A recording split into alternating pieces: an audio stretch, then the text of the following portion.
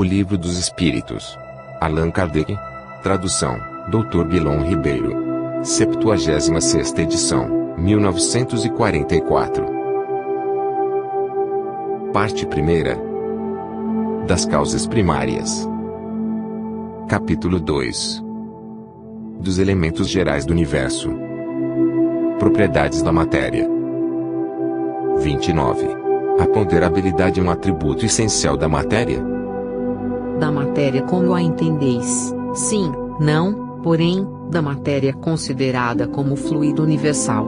A matéria etérea e sutil que constitui esse fluido vos é imponderável. Nem por isso, entretanto, deixa de ser o princípio da vossa matéria pesada. A gravidade é uma propriedade relativa. Fora das esferas de atração dos mundos, não há peso, do mesmo modo que não há alto nem baixo. 30.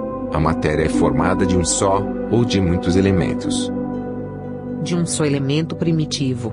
Os corpos que considerais simples não são verdadeiros elementos, são transformações da matéria primitiva. 31. De onde se originam as diversas propriedades da matéria? São modificações que as moléculas elementares sofrem, por efeito da sua união, em certas circunstâncias. 32. De acordo com o que vindes de dizer, os sabores, os odores, as cores, o som, as qualidades venenosas ou salutares dos corpos não passam de modificações de uma única substância primitiva. Sem dúvida, e que só existem devido à disposição dos órgãos destinados a percebê-las. A demonstração deste princípio se encontra no fato de que nem todos percebemos as qualidades dos corpos do mesmo modo, enquanto que uma coisa agrada ao gosto de um, para o de outro é detestável. O que uns veem azul, outros veem vermelho. O que para uns é veneno, para outros é inofensivo ou salutar. 33. A mesma matéria elementar é suscetível de experimentar todas as modificações e de adquirir todas as propriedades.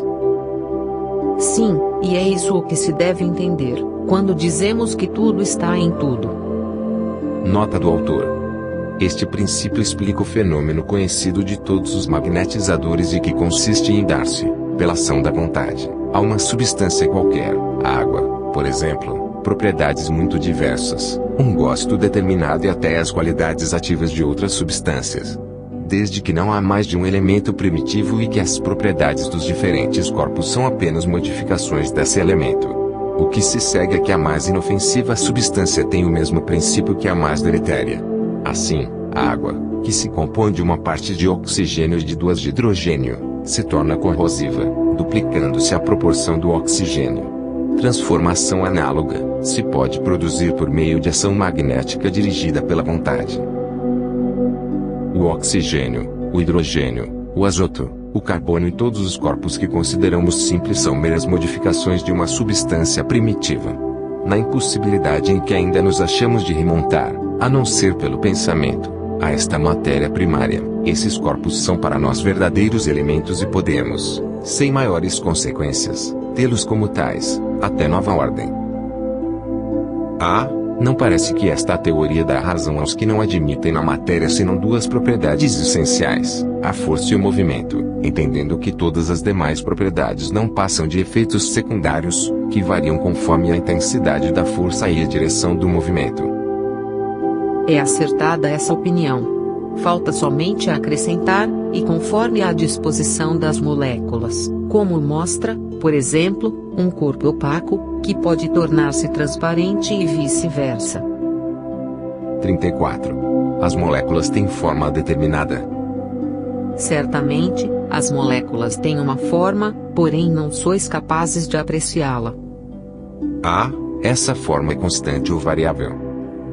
Constante a das moléculas elementares primitivas, variável a das moléculas secundárias, que mais não são do que aglomerações das primeiras.